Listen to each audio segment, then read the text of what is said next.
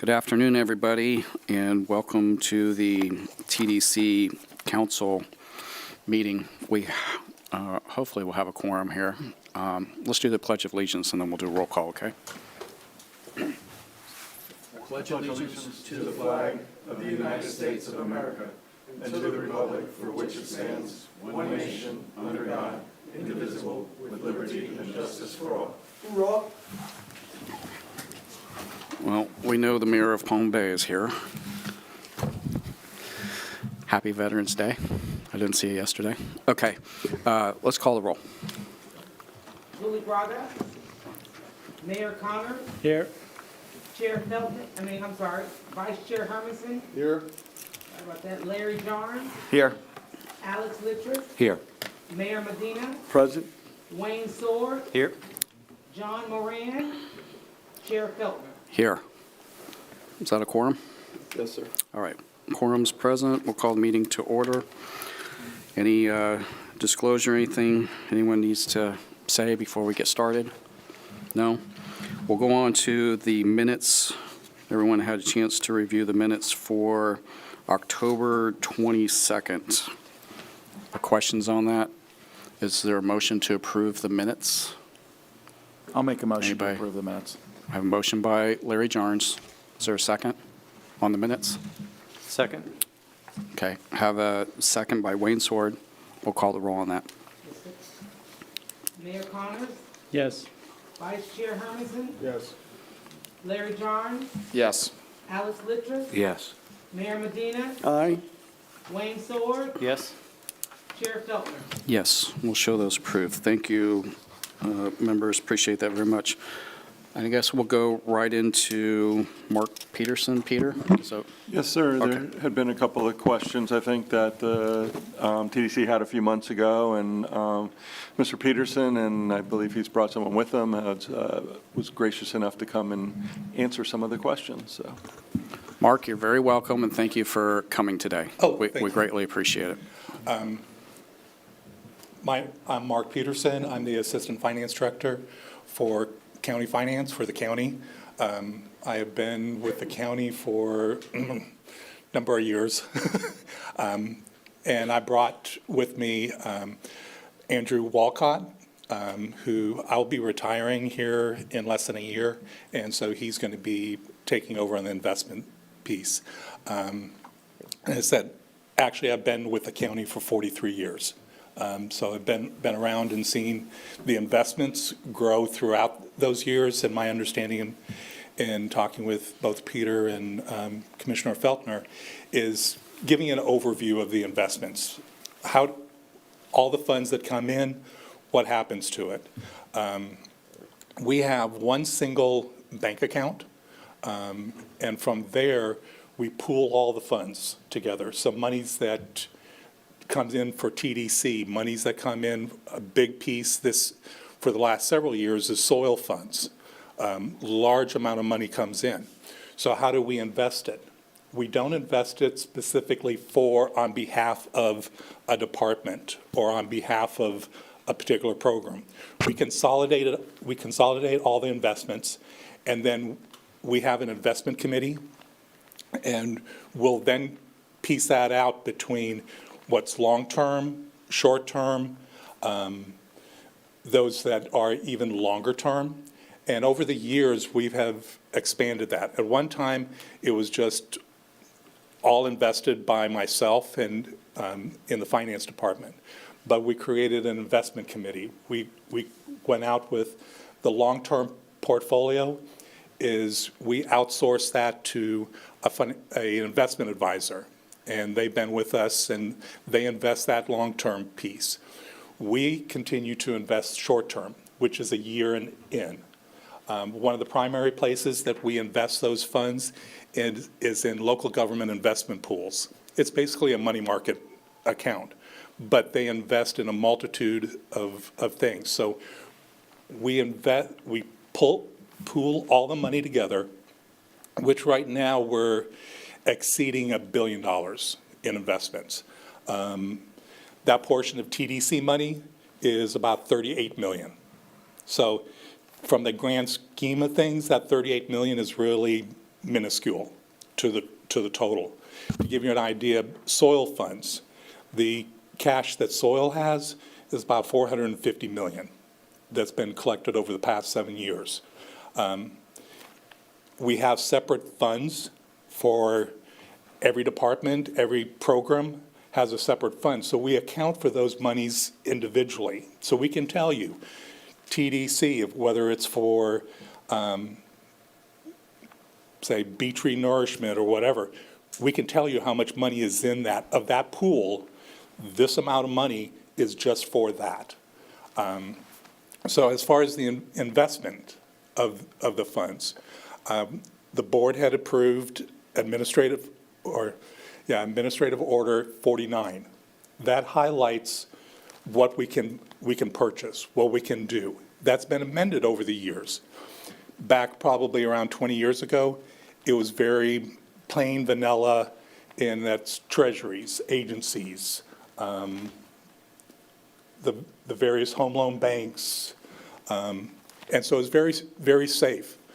But we're also not getting the benefit of investing in corporate notes or municipal bonds or things. So when we brought on the investment advisor, then we expanded, and we have the investment committee that meets on a quarterly basis to review, to ensure that we are kind of basically what's happening with the market, what are eligible things. And over the years, the committee things have come up to say, hey, can we invest in supranationals? Can we invest in asset-backed securities? Can we invest in some of these other instruments that can give us better yield? And so the committee has discussed it. We've talked with commissioners, and in the past, the commission has said, yes, let's go for that. We do diversify the portfolio, so not everything, we have restraints. We cannot invest more than 5% in any one entity, and within even the sectors. Exception is U.S. Treasuries. We can invest 100% of the portfolio in Treasuries, but we're not going to do that. Because when the market, no matter where the market is, we want to continue to generate a sizable earnings. We are allowed to invest in CDs with banks, but as a public fund, you might see it along the side of the road, banks, or you might talk to a banker and say, hey, what kind of interest rate can you give us? Say, hey, we currently can give you 7%.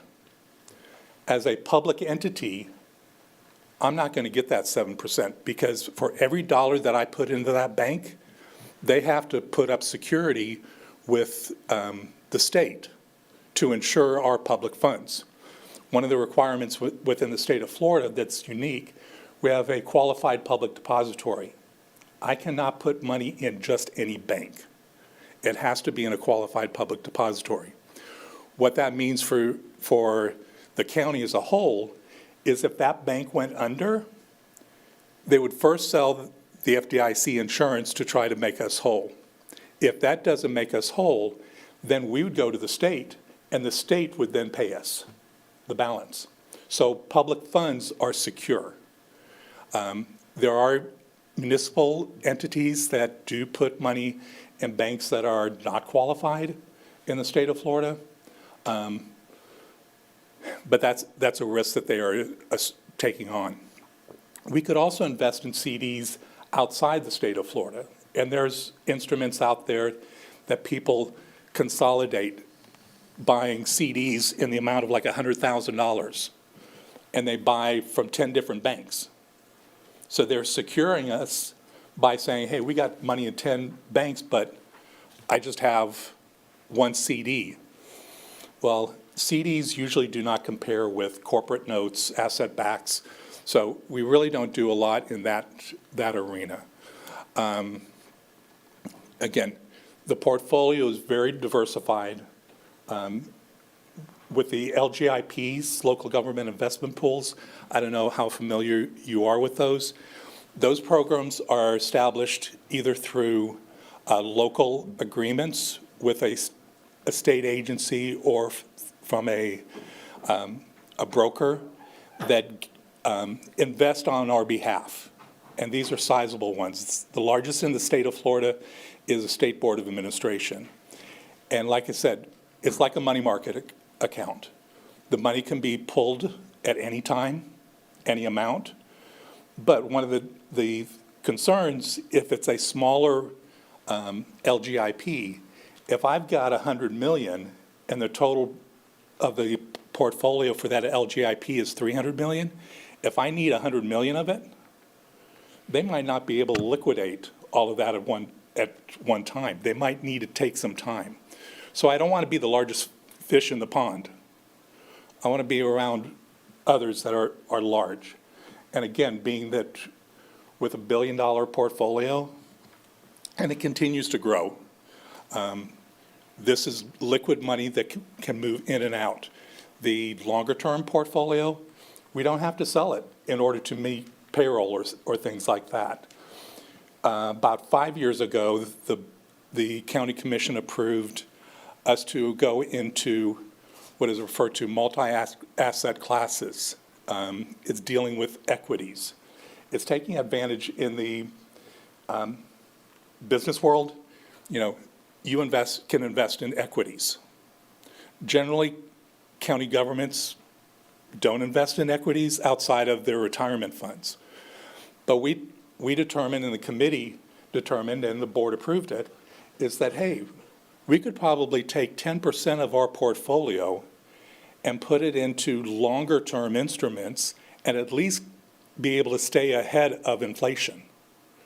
And so with the board approving that, we've got about 120 million in our Macam portfolio, and it's doing a tremendous job. But I don't have to sell any of that to make payroll, to meet our accounts payable. You know, those funds, I mean, every quarter when the investment committee meets, we also have the budget office comes, and they will do a presentation on cash flow needs. We try to identify needs like beach renourishment. If you're going to need $10 million next month, I need to be aware of that to say, okay, do we have money available to be able to meet that need? So we'll identify those things and make sure, yes, we have securities maturing, or we've got money in our LGIPs, that when the bond market is high, oftentimes the LGIPs have a lower rate. So we want to move money into the longer-term bonds. When the market starts declining, and it stays low for a while, the LGIPs can respond a little bit quicker because they're money market accounts. They're going to respond quicker, and we can get good yield from those things. That's as far as on the investment side, as far as what we do with TDC's money and with all departments. I'm going to ask Andrew to come up here and talk about, okay, we get all this money. This last year, we earned $63 million in interest on our portfolio. Last year, we earned $50 million. So as the total portfolio increases, you know, everybody benefits from it. If I was to invest on, say, TDC money separately, go to a bank, put the money there, might be, hey, this is good, but it's just right here. I'm not taking benefit of the whole marketplace. And if I have to take something out prior to really I wanted to, I'm going to suffer. But having that pooled concept, we're all together and we get a higher yield. But I'm going to let Andrew talk about how we allocate the interest and how the TDC funds get their interest earnings.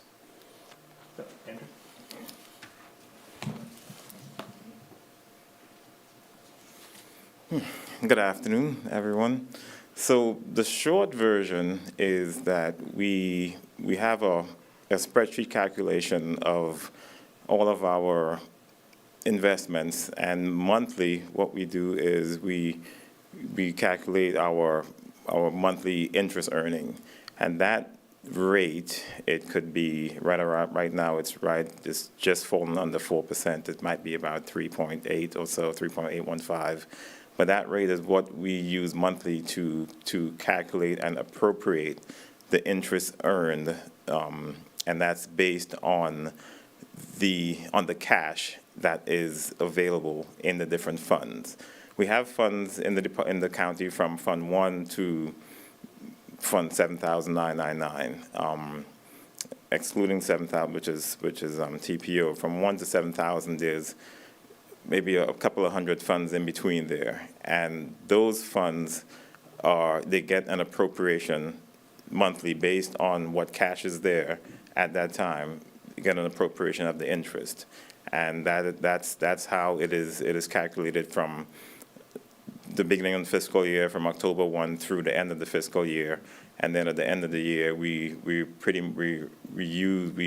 calculate the total that we had received from our investment firm and all the other interests, and pretty much just use a calculation to shore up what's finalized through the entire year. And this is how TDC and all the other departments get their precise appropriation of what was collected through the year.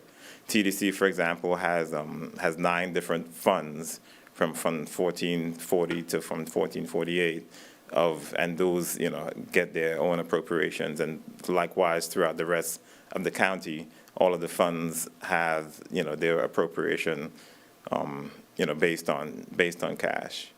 I'm not sure if there was any specific tourism questions that you all had for the funds itself.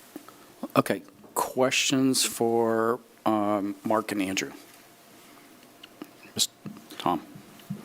I think I'm to blame for the presentation, so I'll go first. Andrew covered it here. So if it's just arithmetically the interest earned on a monthly basis split between all the funds based on average balance for the month, that really was the question that I saw a couple of months ago. And it came out of the review of last year's final numbers and next year's budget. And it just struck me, because I'm a bit of an interest hound, in my own businesses.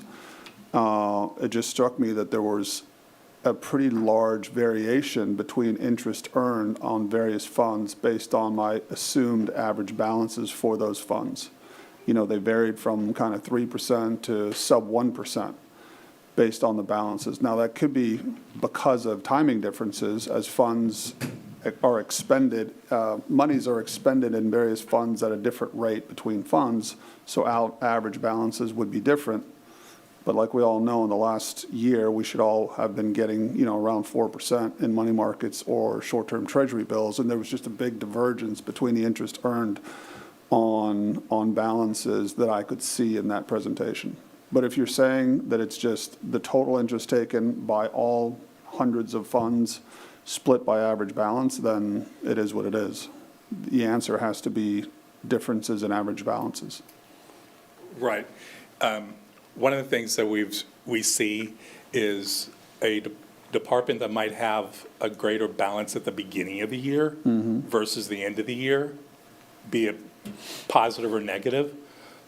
That definitely could sway it. Sure. But during each month, we calculate, here's the average interest rate that is earned on our funds.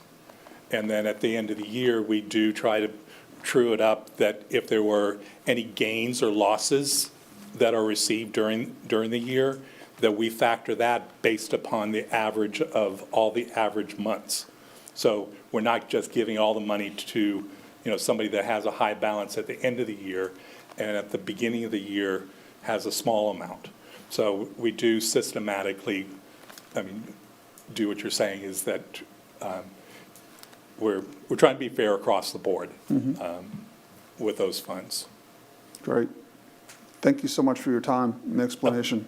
You're welcome. I'm glad we could be to help you all understand how the investments are handled, because it is unique for governments. You can't quite do the same things that the private sector would do. We have statutes to adhere to. I know some governments lately have actually gotten into cryptocurrency or getting into Yeah. to gold or Yeah. other things, and it's like, talk about risk. Yeah. It's like, no, let's play it safe. This is public funds. Incredibly volatile. Yeah. Peter, I saw you reaching for your light. You have a question, sir? Yeah, well, no, I mean, I think you answered it in the detail. I was just curious if you knew of the 38 million for last year, what was the interest gleaned on that total? But I'm guessing it would be, if it was 3.8%, then it'd be 3.8% of the 38 million. Yeah, during the year, I think we averaged a little over 4%. It's around 4%, a little over. So, So 4% of the 38 is, Yeah. we would, perfect. and again, it could vary by month to month as far as what the cash balance is. Yeah. Another thing, if you look at our, in the ACFR, is that we do distribute it, but we have to mark all of our investments at year end to market value. And that's a tremendous increase or decrease. 3 years ago, we experienced something that hopefully we won't have to ever deal with again, is when interest rates went from down into the low 50 basis points, 30 basis points. And then all of a sudden, interest rates shot up. And it's like the valuation of our portfolio took a tremendous hit. We actually had a net loss on our interest earnings of about 20 million. But that was paper money. That was not actual reality. We didn't lose, 20 million in interest. That was just book value. In subsequent years, it's come back. So we've not only recouped, but we've got tremendous gains because of longer-term rates. And now as interest rates start to decline, all the purchases that we made at higher rates, the value is going to be really tremendous. And that's where the advantage of having a company investment advisor to be able to come in and help us manage that long-term to say, hey, let's sell this and invest out, maybe a little bit longer. And we don't have to use those funds to meet, again, the daily requirements. So we're very appreciative of what our investment advisor does to assist with the county's investments. Any other questions? Any other questions for Mark or Andrew? Thank you very much for coming here today. We Well, greatly appreciate it. Thank you for having us. And Mark, I think you already retired once before, didn't you? I was very close to it. Oh, okay, all right. They changed the law to allow me to stay on. I see, okay. For an extra 3 years, so I took advantage of that. That was your investment? Another 3 years and drop? Yeah. Okay, I got you. We understand now. Okay, Well very good. All right, Peter. Yes, sir. Okay, so on page 10, we just got tourist development tax numbers in this morning. Thank you to Marty and his team, some of whom are here today. We greatly appreciate it. They were working very diligently to get September's in. September came in at 1.6, just a little over 1.6 million. We were up 1.8%. And more importantly, what that told us is our total for the fiscal year ended up at 25.958 million, which was significantly over last year, and then also about 400,000 over our highest year, which was 2 years ago.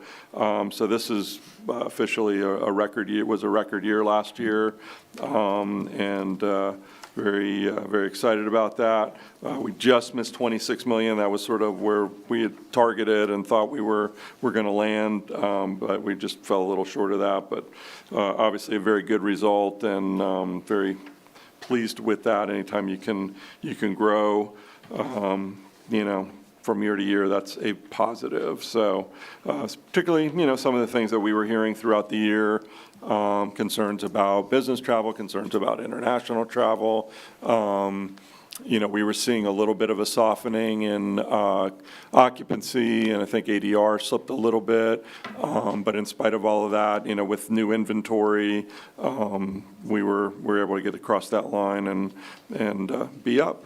So hopefully that will continue as we go into the next fiscal year. Next on page, unless there's any questions on that, I'm going to go to just quickly highlight our budget, our final budget report for this group.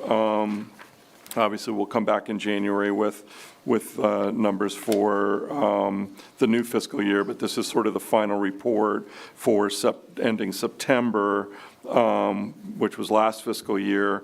There's still this is on page 11 and 12. On page 12, there's still a few outstanding items that hadn't posted yet, but most of the major things have posted now. You can see in the marketing and the first page on page 11, 1441 is that fund. We landed at just a little over 13.8 million. We had a budget of 14.96, so that will allow us to carry forward that amount. So there's probably some things that haven't quite reconciled in there, but we'll be carrying forward about $1 million, which is what we obviously put in the budget. So that's great. We have that, and then in all the other funds, accordingly, anything that we were under will be carried forward until the next fiscal year, and then those will show up on as we go month by month into next year's budget reports. You'll see that in there. So other than that, any questions on the budget? And then I just have one more item. Any questions for Peter on that? Commissioner? Mayor Connors? So I have a question about the Capital Facilities Fund and the money that was expended for the flame. That's going to be my next topic, so yes, sir. I was going to address that in a minute. I'll wait then. Okay, thank you. All right, Peter. Okay, so the United States Law Enforcement Foundation received 2 grants from us over the last 4 years. The first grant was for a little over $714,000, I think about $714,500.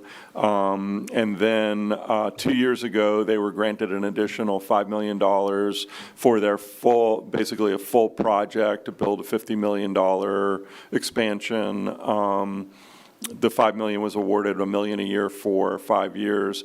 The last 2 years, in year 1 of that grant, they expended all of the first $1 million.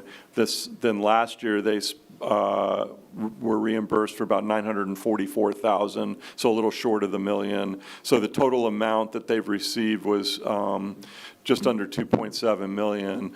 We were informed formally by them that they are not going to be seeking any further grant reimbursements, that project is not going to move forward any further. Unfortunately, they've, the total project was $50 million. We were, a portion of that. They were not able to collect the funds that they needed.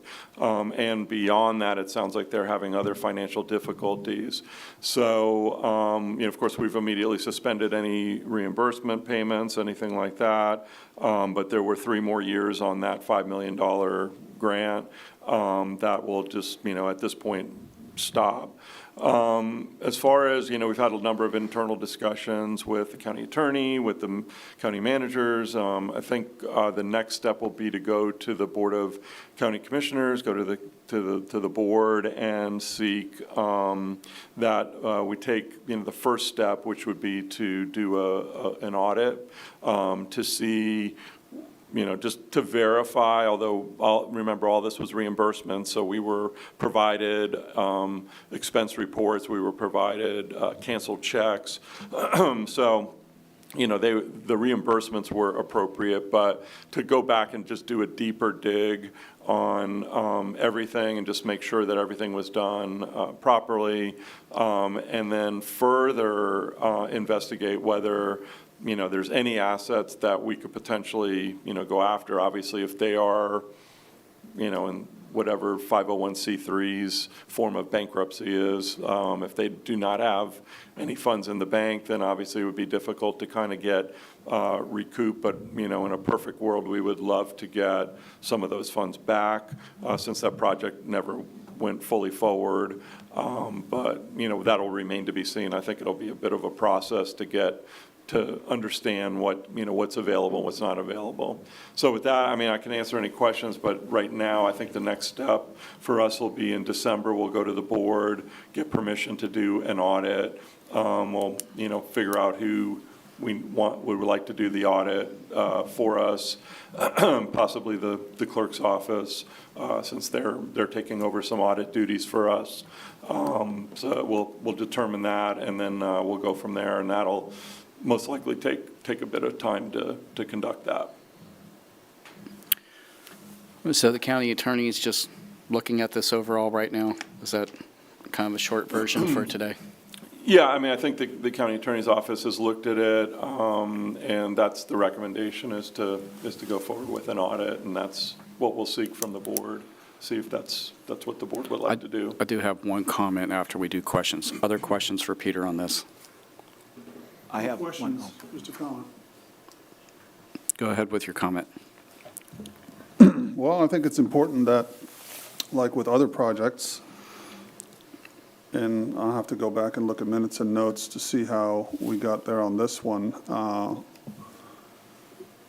But I know, for example, the aquarium, the monies were set aside and held in reserves for when they break ground. And so they're paying all their design and upfront cost out of private donations. And $15 million that the TDC's committed isn't going to be paid out until they break ground and have a viable project going. So, yeah, this is a big hit for a project that isn't going to proceed. And I think we should just keep that in mind as other applicants come forward and we consider capital grant funding requests, that we limit it to, limit the timing to understand when projects are fully funded and certain. I'm pretty close with you in what I was going to say, because I think you and I have learned this over many past years. I said to Peter just recently that I think for us going forward, we were talking about the design and all these things where, you don't really have skin in the game until you break ground, that maybe we shouldn't be the first $5 million for something. We ought to be the last $5 million for something. And I think if we just took that mindset in the future, maybe even codify that here, we'd probably be in a better position. Yeah, I agree 100%, with the caveat that it's okay, like the train station, COCO, TPO came and, everybody piled in with a commitment. It's not money spent, so we necessarily, to your point, we can be the first to kick off the fundraising in principle, but not be the first dollars out until a project is fully funded. That means the capital is there, the loans are lined up, and the banks are committed. And so, yeah, absolutely. Yeah, the other thing I was going to say is we did pull out the capital grant guidelines that applied to that grant, or at least the last year that we had that program. Obviously, we haven't had it the last 2 years. And, there's a number of things that were allowable in that as for reimbursement that I think we will strike out of there. And one of those things is design and engineering, because that is usually the very first thing to happen. And if a project's not going to go forward with construction, that's usually the money they've already spent, and then that's where it stops. So I think that's something, that's a way we can kind of control it as well, is really just apply it to construction funding itself, the actual, whatever it is coming out of the ground versus any design or architectural work. So that's one thing. The other is, clawback and other clauses in there. I think, we can really tighten that up, and we're looking through that right now. So, and that'll come back here, probably in January or February, we'll come back and, decide if we want to have a committee review that, and if not, the TDC can review it. Is Peter, that I the have just- first? Oh, sorry. Carry on, sir. No, I just had one quick question. I don't remember anything like this happening. Is this the first time that something to this dollar amount's happened? Yes. Okay. Yeah, yeah, pretty much all of the projects that have been awarded that are not kicked off yet. So the aquarium and the Brightline Station are two that, we're holding dollars for, but haven't kicked off yet. But all the other projects that kicked off previously, so, the amphitheater in Merritt Island, that's coming out of the ground, that's almost completed. That project will be done in January. There was, money that was given to the Merritt Island Wildlife Refuge for a building that was built, that was fully constructed. The Cape Canaveral Lighthouse, they built several sort of museum components with, different buildings on the property. Those were built, those are done. So, this is the only one that, really started the process and started getting reimbursements, and then it didn't happen. We've had a couple of projects that just didn't happen, period, but no money was expended. There was, in Titusville, there was a indoor sports arena. When I first started, they had awarded $7 million, but then that project just never went anywhere, so no money was exchanged. And then in Palm Bay, there was Campground? it was a campground, and that never went forward, so that nothing was ever exchanged on that. But, yeah. Right along that same vein, this organization, were they recipients of previous grants? They were, they had gotten, so 4 years ago, they had gotten the 714,000, and then they came back asking for more because they had a bigger scope that they were trying to execute. So, yeah, they'd gotten 2 grants from us. So they had fulfilled their obligations with the first grant? No, or the first grant was that was originally designed to build the Eternal Flame that they were going to construct, and they never actually built it because they couldn't get the height variances they needed from the FAA, but they had spent quite a bit on design and architectural and engineering and things like that. So that's kind of what I was saying, is in the grant guidelines, we should probably eliminate that and not allow that to be a reimbursement. That's to Tom's point, so Yeah. yes, sir. Thank you. And what happens to the other dollars that haven't been reimbursed, the 3 million or whatever? Right, so there's $1 million in this year's budget that will be unallocated, so that'll just go into the, be shifted into the unallocated category. And then next year, same thing will happen, another $1 million. And then this board will get to decide ultimately, what to recommend to the board as far as, do we do future capital project, other capital projects, future capital projects?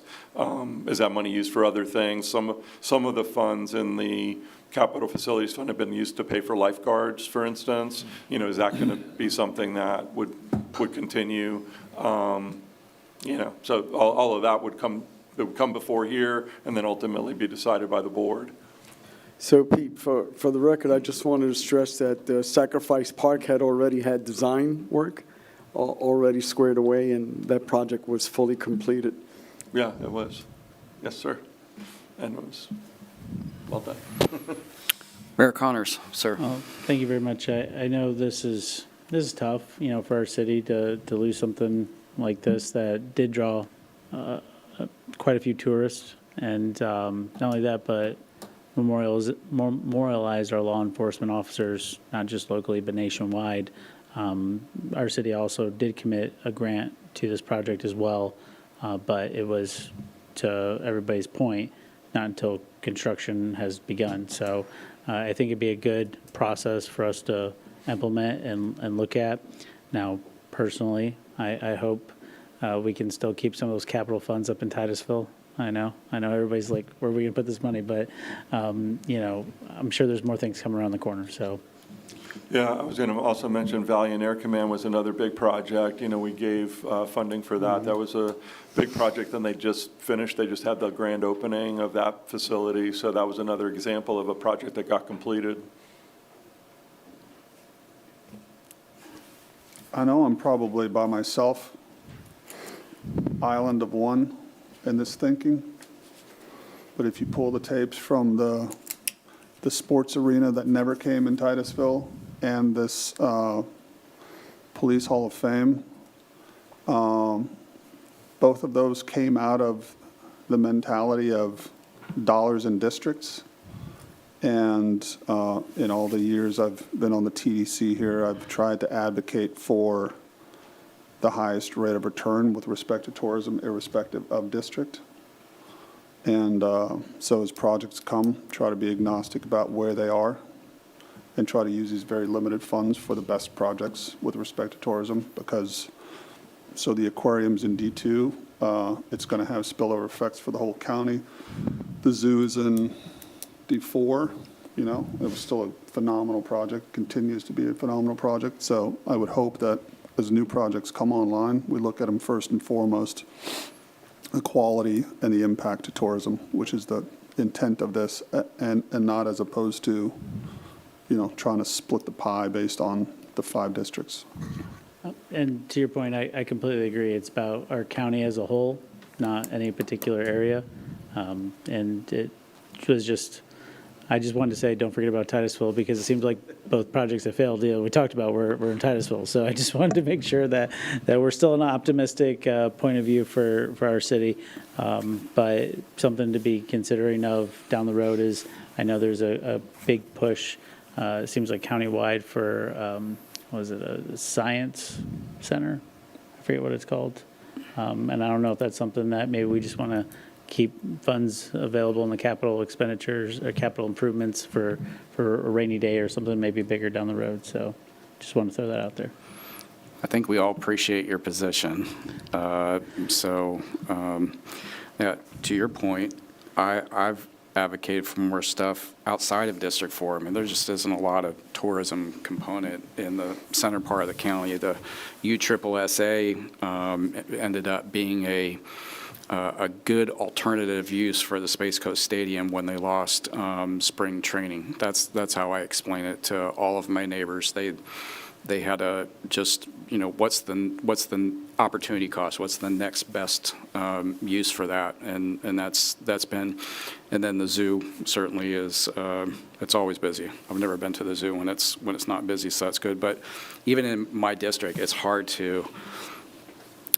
It's hard to spend tourism dollars on things in District 4. So I think we all appreciate, I hope we do, that where most of the tourism tax is generated. So that's not lost on me. Other comments on this issue? No? Peter, you have That's all I anything have, else? sir. Okay. Do we have any public comments? No? Marty, anything else from the clerk since you're here? No update from last, everything's wonderful. Still have PTSD from the last one, maybe. May I ask a Okay. question? Okay. Do you get this sense that, is there still confusion 2 months in? I'm sure there is with all the tax collectors with respect to remittances going to the tax collector versus the office, or has that transition been as smooth as you would have hoped? I mean, I think the total bears that out. Can we get point of Yeah. order, sir? Can we Yeah, have I them think you come have to the say that mic? to Mike. I'm sorry, Marty. I think the amounts that were collected this month kind of bear out that there wasn't a lot of money left over on that side. There is a slight, there's going to be a difference. I don't know what that's going to be, because there is another platform, Mr. B&B, European-based company out of France.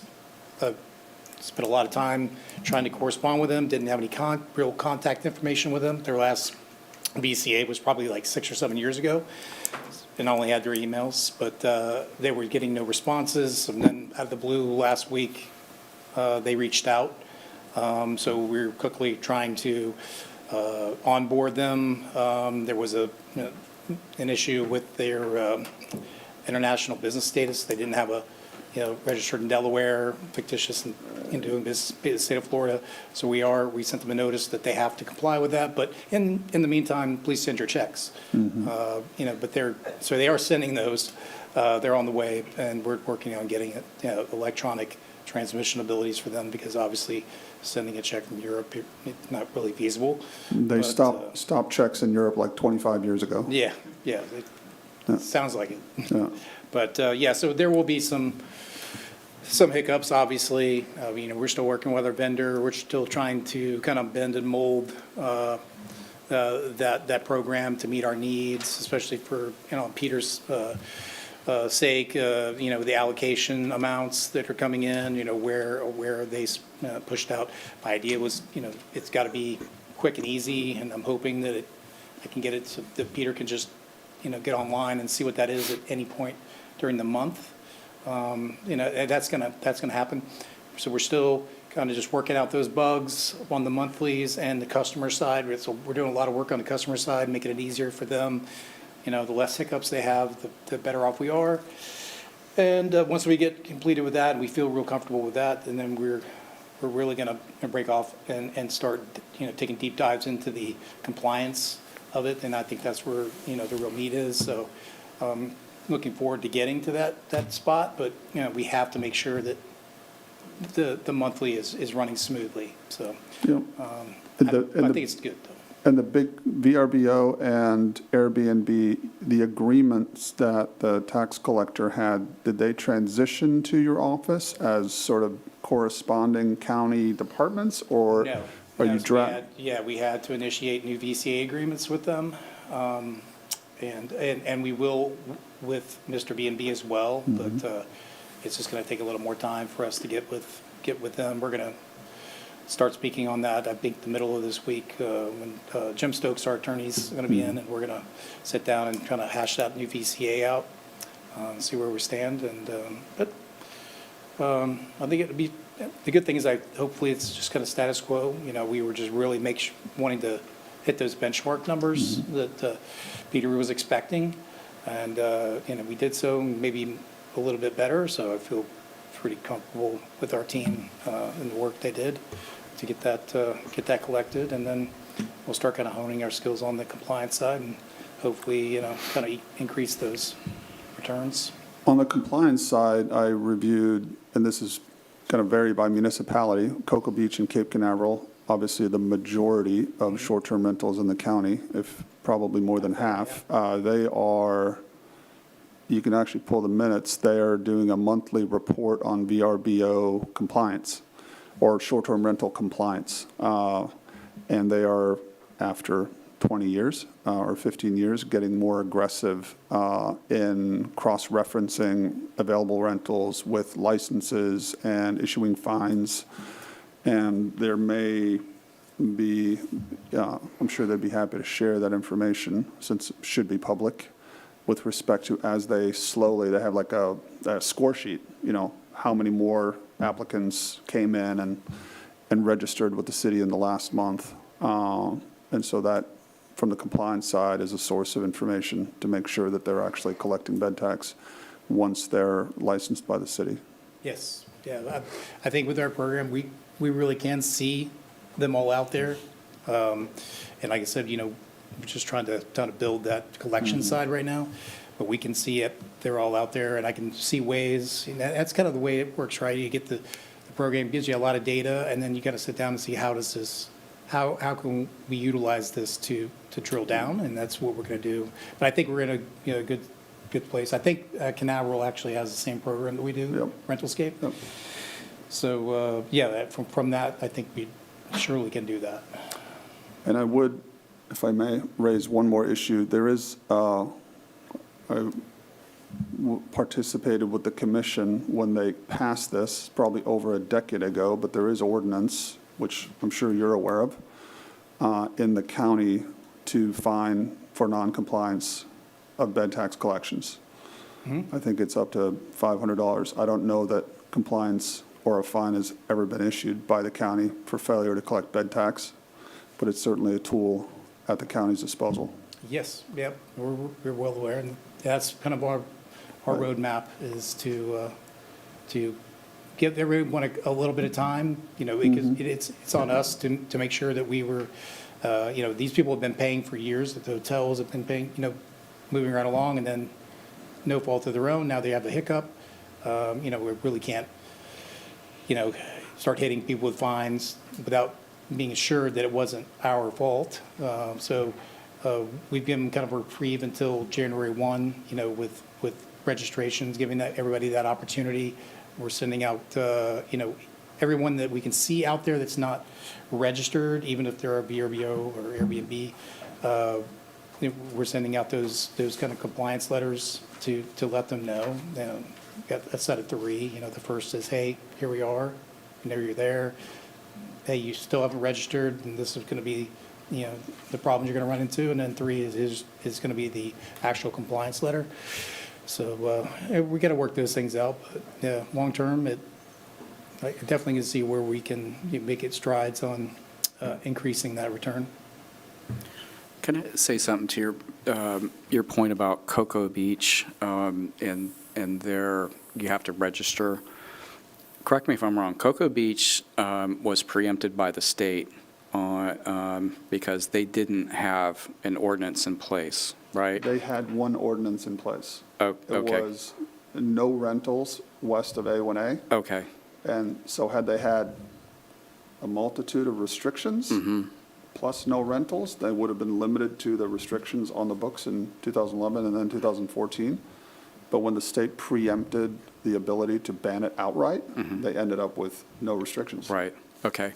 So Ironically. yeah. So that's I understand, and so that's why I thought they're one of the handful of cities that basically were preempted by the state, and so their means of enforcement is having to register and remit some kind of fee for an annual registration to Cocoa Beach. Yep. So it's a short-term rentals by state statute is less than 6 months is a commercial activity.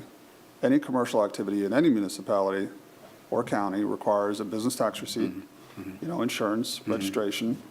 And with respect to short-term rentals, you're required a license with the Department of Business Professional Regulation for lodging, a DBPR license, and you're required to have a fire inspection. Those are all statutory rules that have always existed. The problem has always been enforcement. Tax collector unwilling to do compliance, fire marshals overworked and unable to check all fire life safety issues, DBPR leadership unwilling to find people, and we had these discussions in Tallahassee, unwilling to find people that were doing short-term rentals without a DBPR license, to the point of telling their agents, do not force compliance.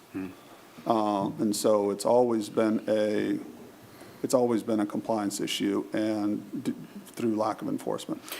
And we can see in these programs, and you can go on VRBO, airdna.com, and you can literally count, they list the purple dots. And there are hundreds in Cape Canaveral, and there's, last time I looked, over 1,600 in Cocoa Beach. And you go in and you say, what's your number of business tax receipts, BTRs? Any business has to have a business tax receipt, and they're in the low hundreds. So it's a massive lack of compliance. So I think the cities that are going this direction when they were preempted, and I think a couple others. It's interesting though, because that's enforcement of, we want you to be registered, do this the right way, et cetera, because we don't have any kind of code enforcement mechanism that we can do now other than, you got to have the fire safety, stuff, et cetera. So it's not for tourism tax collection though, because the city doesn't quite have that interest. Not their immediate interest. I mean, there's some of these other grants and such, but I don't see any reason why they can't share that with the clerk. Yeah. Since we're going to be. My staff has called meetings with City of Cape Canaveral to go meet with them to see, I think Indian Harbor see how everybody's Beach. doing it. I think Indian Harbor Beach is also doing a Yes, registration. Indian Harbor, Cocoa Beach. Cape Canaveral, they all have. I don't know if program Indian platforms. Atlantic, I know they were preempted, but I don't know if they're doing a registration for their short-term rentals. So that's interesting because, I mean, they're closest to it. They're, you know, I don't know what the Yeah. fees are, if it's big that they get every year, if it's a lot of Yeah, money. I can't but- believe that, if they have a program that's it's scraping the internet, I really can't see that they would spend that kind of money if they weren't already in the They're getting a business of return. making money. So I just always assumed that if they had that program, they were registering short-term rentals as permits. I think it gives them, very, there is very little room for quality of life problems with VRBOs and the like. So I think they were using the permitting as kind of that enforcement, to know where they Right. were, to kind of enforce their sound and occupancy levels, and that's what the program does. And then our program's pretty much set up the same way. That's why when you register, it says you have a permit. We don't have permits, we have accounts, but that's the way the program's set up. It's set up for that kind of extensive compliance from code to TDC collection, all the way through. Senator Mayfield has tried for years to do a very simple, one of several items, but the one that's very simple is to require each rental listing to have its DBPR license number that you can look up and tie to the owner. We require that. When you register an account with us, you have to provide your, But on the Number, yeah. listing on VRBO and Airbnb, Well, they'll they've never do that. successfully fought to prevent Oh, yeah, that, they'll never do that. because you should be able to find the owner. Well, if you're going to do have that, then you those might as well people. put the address on there. Yeah, you should put the address on there Right. as well. Yeah, when you go to these platforms, you don't see the address. Right. Sometimes you don't get the address until the day Why, before. why shouldn't? they Well, list there's a it? reason for that. There's a reason for that, because you can do illicit short-term rental, okay, in a zoning classification that you're not allowed to do it in. And if they put the address, all local governments would be able to go in there every day and just say, okay, give me everything that's in this area. And it would just list all the addresses, and they go, okay, this is real easy. And except we're not proactive in code enforcement, we can't initiate code enforcement based on that. But I'll tell you what, there are neighbors out there who know where these things are, and that's how we get code enforcement. They call and they make a Well, complaint. when you go on So- Airbnb, it doesn't show you the specific house, Right, but it puts yeah. a bubble over like a three-house radius. Something like that. To You your can kind of point- figure it that's- out. To your point, the cities are doing various levels of registration and fines. I believe the last round of legislation that did pass, either last year or the year before, was that it needed to be cost neutral. So you can't fine them out of existence. If it's code enforcement, then you need to actually spend the money on code enforcement and justify it. But yeah, Cocoa Beach, being the epicenter of this, has gotten pretty aggressive. And from a hotel vantage standpoint, and I talk about this all the time, I spent hundreds of hours back in the teens fighting this from a compliance standpoint and a tax collection standpoint. The tax collection was fixed with the agreement with VRBO and Airbnb. The compliance and the cities and the noise ordinance was not. Well, I lost my train of thought. But the proliferation of these, and it's pretty staggering.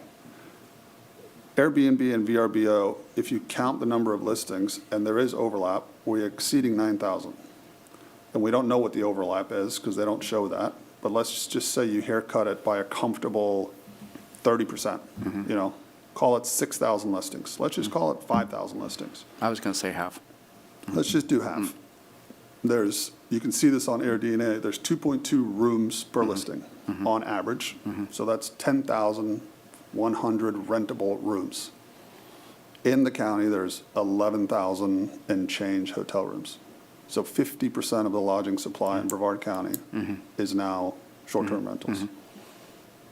And that, LA and San Francisco were there, a decade ago. I went to a conference a long time ago, and I was like, God, hope we never get there, and here we are. And it keeps growing faster than lodging supply, hotel lodging supply. Now, as a commissioner, certainly I get pushback from constituents who own a home on a quiet street, and that's not what they bargained for. And it's because you can list these on an online platform, the address isn't there, and it is hard. It is. It's difficult for us to do enforcement. It always starts with a neighbor who complains. And it's going to remain that way because the county can't initiate code enforcement. So we're talking about two different things, but we did Well, this yeah. last meeting too. Yeah. We did this last meeting too, Well, where I we're, think to your point, when you were talking about, the bubble and where it is, I mean, we know exactly where that listing is. We know not only the listing, we know where the mailing address. the illicit rentals are. Yeah. You know exactly where they Yeah, are. if they're on a platform, we know exactly where they are, not a bubble. We know the exact address. Not only that, we know the contact. We know who owns it, and we know who hosts it. We know you're on 7 different platforms, and we can show you the listings from each one. We can do historically, we can show you back, that's kind of the part of the compliance level. If we find them and they're not paying, we're going to go back, and that evidence is you've had, 7 years of listings, and here's all the platforms, and here's all of your reviews from those platforms, so we know that you're actively renting. I mean, we have that ability.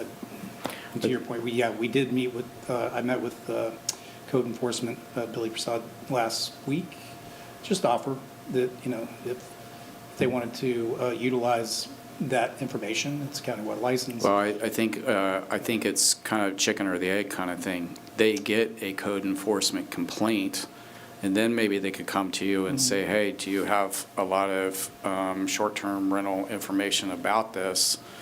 That would be different. I don't think they can come to I'd prefer to provide you. them that information and let them do it, so I can stay in my lane, and, I don't want to get drug into, my job is to collect as much money as I can. Yeah, the being proactive part Right. is the problem. What I'm saying too is I think they can come to you or any governmental agency and say, do you have supporting documents that says that they're renting here? Yeah. They can do that after the fact, after code enforcement. Am I wrong in that, Justin? Does that sound right? I know some of the stuff might be exempt related to the, To the public? Yeah. To the public, yes. but I mean, think can't there's an provide exception that. for like public business. For the purpose of collection and enforcement, I have to, I think it's for, I haven't looked at the statute, for like official actions Yes. or. yes. I've got one, a Okay. couple weeks ago, we got a public records request to identify, I've got this address, I want to know if they are a short-term rental, they have a lot, they're doing business.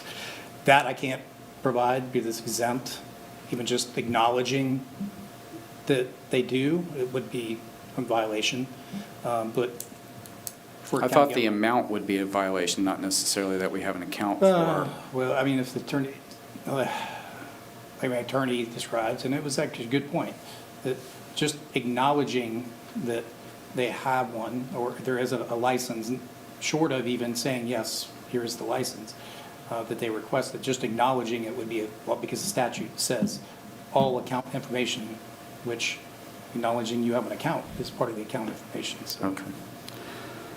Are there further questions for, I have just one, it's kind of for maybe Peter and everybody. Does our budget for the next few months take into account any laggard in getting, collecting some of the tax on the people that they might not be able to get signed up, or? Yes, our budget for the next fiscal year is 27 million. We didn't really take any, that was the number that was plugged in, so, whatever happens, happens. Like Marty said, though, September ended up a little higher than our projection, so that was good. Happy to share, as we get our October projection, happy to share that one as well, and we'll see how we do against projections. But we use, we use STR's numbers to come up with projection numbers, and it's been pretty close. It's, sometimes it's up a couple of percent or down a couple of percent, but it's usually certainly within 4 or 5% of the total, so I'm happy to share that, if that helps. I just just curious if the new software, Growing Pains, was going to affect our collections at all, but it sounds like it's just kind of something you're working through. Yeah, that's about it. The majority, we're talking about, compliance and those individual unit owners.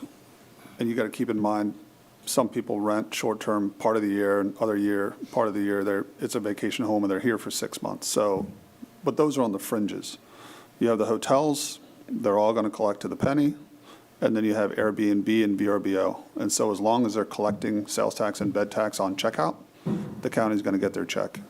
And so, I would say there's random pickups, people unaware or willfully not paying, would probably be in the low single-digit percentage of overall collections. Government shutdown is going to have a bigger impact than failure to collect from individual short-term rentals. All right, thanks, Marty. We'll go into board reports. Mayor Connors, board report, sir. I just want to say thank you to everybody here and the work that we're doing. Last week, I had an opportunity to speak at UCF's Space Symposium that they were doing out there, representing Brevard County. I think it's going to be very, very exciting to what the future holds, especially given all the things that were talked about that I did not understand. So that was pretty cool. So thank you. More rockets or more better? That's all anybody needs to know. Vice Chair Tom. The mayor and I were at the State of the Port. That presentation, video, and slide deck is on the Port Authority's website. Just tremendous numbers and growth at the port. They're doing a phenomenal job. Kudos to the board, and we should mention the loss of Wayne Justice. Speaking of the board, he just unfortunately passed away. But the staff there, from John Murray down, and the cruise lines, everything's just kind of firing on all cylinders. So that was a great presentation. Other than that, looking forward to government reopening today. Larry Jones. Nothing too crazy to report. Just wanted to, I'm involved in a lot of different things all over the county, and there just seems to be a lot of positive momentum right now, a lot of good uptick to people's sentiment, and really looking forward to a positive 2026, and wishing you all a very happy Thanksgiving. Very good. Alex Litros. Nothing to report, sir. Mayor Medina. Happy Thanksgiving, everyone. Wayne Sword. Nothing to report. Peter. Just a quick thing, wanted to thank Commissioner Feltner for his leadership this year. This is our 10th meeting of the year. We meet and do a briefing every week before this meeting, so definitely he invests the time in, and I have a little award for him to present, and we'll do a little picture moment here. Okay, and then I'll finish up here. I always ask this toward the end. How's season looking? How's your pre-sale? I know you said it. The government shut down. You're glad it's over.